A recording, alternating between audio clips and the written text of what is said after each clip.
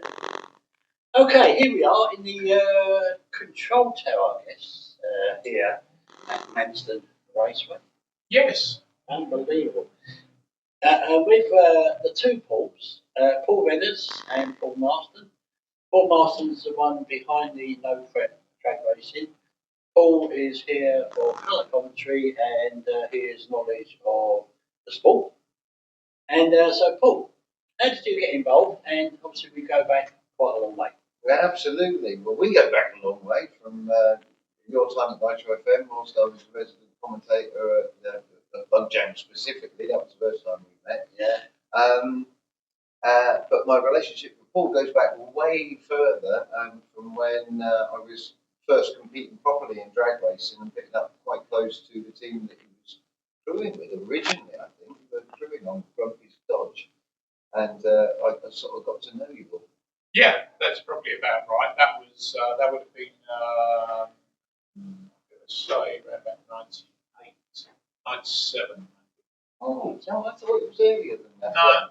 No, not with that car. Not with that car. Okay. No, I've been around doing other stuff, but yeah that particular car, that was about 97. Okay, fair enough. And now, years on, we're here. Yeah, well, I was aware of the fact that Paul was putting together a no-prep deal at a semi-permanent. I think that would be the appropriate term, because we've got it for this season. And I just got in contact and said, would you like out? It seemed the right thing to do. And it had been a while. Yeah, definitely. And here we are. Paul knows all the sound stuff. Everything's in here. Looking straight down the track. We've got some wonderful videos with this. So obviously you're obviously Volkswagen, but your knowledge of a lot of the classes is something else as well. Oh, absolutely, yeah. I started off as a Volkswagen drag racing fan and spectator. I ended up crewing, got my own dragster together. And at some point, somebody in the VWDRC wanted to be on the organising committee. And it was when there had been a changing of the guard of the commentary in the sport. I was sent up to assist the commentator with driver details. And all morning I was just writing notes and whispering in his ear. And he said at lunchtime, Paul, just take the microphone. And that's how my commentating career started. And it's around about 93. And then off the back of that, it wasn't ever just commentating for me. Been involved with various organising bodies. Unbelievably, and some of the other members of the hierarchy of Volkswagen, not Volkswagen, mainstream drag racing, put me forward as representative to serve as a drag racing representative on the drag and hill climbing safety and technical subcommittee for the Motorsports Association. And alongside all of that, I've also been involved with event management at drag racing events and just normal car rallies and things for a long time. So me and Paul have always had very similar thoughts when it comes to looking after racers and spectators. So the fact that we've all come together on this project has been amazing, and it's very rare that I suggest something that he's not already got covered, to be honest. But it's good. It's good. So so you enjoyed it now. You enjoyed the colour commentary. Paul, tell us a little bit for people who don't know. So obviously I spoke to you previously at the beginning, a few weeks ago, if you like, a couple of months. Yeah. And what gave you the impetus to get going, and obviously where we are now? Fantastic. What we got here. Well, we've covered a lot of the ground before, but I mean, I thought there was a possibility we could get a track together. Here we are, second event in, and we've had nothing but nice social media comments about the first event. It seems to be pretty successful. We really had no idea who was going to come through the gate and how we'd be received. And I must say, we've been pretty much welcomed with open arms, which is really nice. There's a lot of car culture in Kent, and we've tapped into that with quite a few people that live in the area, that have been involved in drag racing for a long, long time. I could name names, and if I do that, I'll forget some of them, but there's a lot of people, a lot of my friends live in this area. But we've also tapped into a lot of people that are into cars, but they haven't been to the drag strip, which, you know, in this day and age, we think about it from how long we've all been involved in this, Yep.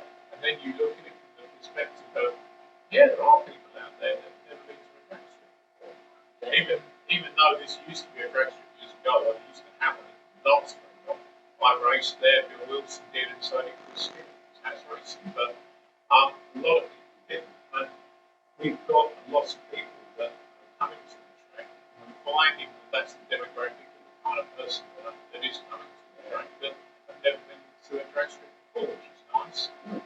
Obviously, at this event, we've got the vintage velocity drags, which is the really old stuff, pre-1960 cars, which it's all belly tankers and all sorts. And it's incredible what you've got out there today and yesterday. it's a mix because obviously with the no-track stuff that we do and with the run with run, that's much more modern. So you've got basically where it started with the really old stuff. You've got what no-track is, which a lot of the time is, muscle cars and stuff like that. And then you've got the runway run, which is the new stuff, which is like BMW, M5s, M3s, Audis, VW VR6s, is it? VR6 and stuff like that. So you've got the whole cross section of the kind of cars that you had, still have, and will have more of in the future. Yeah. I'm sorry. How do you get around the situation with the older cars like scrutineering and everything else? They run under a different set of rules. Right. So they run under rules involved with, because they're under the same sanctioning body we are, NORA.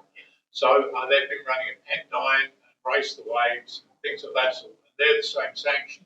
So they have their own specific rules. Okay. They're different to us, obviously, because they're more sympathetic to the fact that lots of these cars are very old. Some of them are 100 years old. So, the safety in them that you can put in them is different to ours, but they're also quite considerably slower. And we're drag racing, so it's in a straight line. The one takeaway we've had from the first couple of events, first one and this one, is the fact that the mechanical grip at this place is very good. It's a lot better than we thought it would be. We haven't really had any, touch wood, we've had no major incidents at all. We've had some cars get loose because they're overestimating the grip available and they need to work out that no grip surface is not like Santa Pod. No. It's good for what it is, but it's not Santa Pod. It never will be. This is a grassroots track. It's not a fully fledged drag strip. It's here for people. It's grassroots. It's here for people who want to get involved, who want to run their road cars, want to have some fun. Yeah. It's got a nice laid back atmosphere. And, we're very grateful for all the people involved in the sport that have helped us. There's been a lot of help. We can't do this on our own. People like Paul giving up his time. The crew, we've got a lot of local people that are marshalling. We've got a lot of young people that have got involved. Yeah. Our timing crew that are over there, and one we mention them at the moment. Hi guys. They're just eating lunch because we're at lunch break at the moment. But you need many hands and many offers of help and people willing to donate time or equipment to make this happen. This isn't done for money. This is done because we had the opportunity to open a drag strip. How often is that? We had a couple of weeks ago, somebody said to me, I didn't even realise, on our first weekend, this country had Melbourne, us, and Santa Pod all running at the same weekend. That's the first time that's happened in over 40 years, that you had 3 permanent or semi-permanent drag strips running at the same weekend. I didn't even realise that, but because it would have been back in the day with Blackbush, Northfield, and maybe the Pod at the time. Oh yeah, it quite possibly would have been, but to actually have that many tracks operating at the same time is great. It's something that hopefully will give us the stepping stone to bring more people into the sport, because we always need more people in any motorsport, particularly drag racing, because we lost Northfield and we lost Shakespeare County Raceway a few years ago. They had pretty dark times. Yeah. And now we've got, Melbourne is from here coming up 400 miles away. You've got a couple of tracks, a bit more in Dakota, over near Devon that Lee Charles runs. You've got us here, you've got Sanspot in the Midlands, virtually. So, we've got a nice spread. Going back to Shakespeare, I mean, the hardest thing for me to accept with that is still sitting there. Nothing's been done with it. Nothing. And that's got to carry on. Yeah, that's still there, and you're exactly right. But it's unfortunately a lot of progress. And we haven't said that this place has got a short shelf life. We're only here that we know for sure for 2025. After that, who knows? Yeah. Fingers crossed. Yeah, I mean, we're just going to do what we can. There was an opportunity to do it, and I figured, sport's been good to me, and I thought this is something I think we can achieve. But with the help of people like Paul and so many people, here we are. We're running events. Yeah, fantastic, and it's working exceptionally well. Yeah, I mean, we've had a lot of paperwork to do with the local council, but we're new kids on the block. They've never had this kind of motorsport down here, not for a long time. And so, we've had a lot of paperwork we've had to do, a lot of work we've had to do with the local council. But I think we're addressing everything. Well, we are addressing everything they've asked us to do. We've done. We've put everything in place they've asked. We obviously have a sanctioning body, so we have to abide by their rules and regulations. So everything's done above board. And one of the nice takeaways we've had from this, we've had a lot of very nice comments about the fact that the place appears to be professionally run with all the right people. Obviously, we've got paramedics, we've got fire crew, we've got everything we're supposed to have, but all the other bits and pieces that go together to make one of these places work. Absolutely. Oh, how does it feel for you to be doing this again? Oh, it's marvellous. 2016 was the last time I hosted a UK drag racing event. Yeah. I've done 3 rounds of the EBI, the European Bugging, which is the equivalent of Bug Jam that happens in Chimay in Belgium. But yeah, it's been a long time, and I had a few concerns coming into the event, but it turns out it's not just like riding a bike, it's just like riding a bike if you were a professional cyclist. And it's been marvellous. And the feedback that we've got from everybody has been mind-blowing. The point of phrase on the Sunday morning of our first event, so it was day 3 of us being officially open and running, and I said there was so much gratitude and zero attitude. The other thing that Paul's been very open about right from the start is asking for constructive criticism. If there's anything that you haven't seen that you'd like to see, or something that you have seen you don't think is quite right, let us know, and we'll try our best. So, if it's put right there and then, it's done. And the whole nature of the way that no prep is means it is very flexible. Obviously the mainstream drag racing and championships across the season, everything has to be just so, and the rules away from us, because the only rules we have here basically are to do with safety for the times and speeds that we're running, or a couple of the classes, a small tire or a big tire, and the rest of it is very relaxed, and it shows. Everybody is smiling everywhere on site, even when somebody's had an upset or whatever. Traditional camaraderie, something's broken, tools appear from everywhere, and this is what we've heard from everybody. They've had a lovely time, but it's just that amazing feeling of greatness and a buzz. Even if that buzz is coming from a mobile phone that perhaps should be turned off. But yeah, honestly, mate, to come back in any form. That's grassroots mobile. Yeah, exactly.